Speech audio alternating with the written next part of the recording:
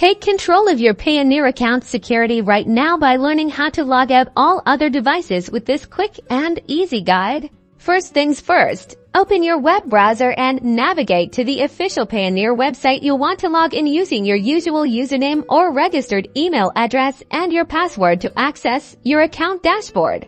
Once you're successfully logged in, look for the Profile or Account Settings section. This is usually found in the top right corner of your screen, often represented by an icon of a person or your profile picture. Click on your profile or account settings to reveal a drop-down menu or a new page with various options. In this menu, you're looking for a specific option related to your login sessions or security. Navigate to the security settings or a similar section here.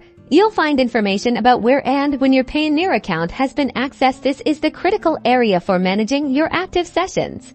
You should see a list of all devices and locations where your Payoneer account is currently logged in to ensure maximum security. Locate the option that allows you to log out from all other devices. This is often a prominent button or link saying something like log out all other devices or sign out everywhere else. Click this button. You might be prompted to confirm your action, so just follow the on-screen instructions to finalize the process. Payoneer will then remotely log you out of every device except the one you are currently using.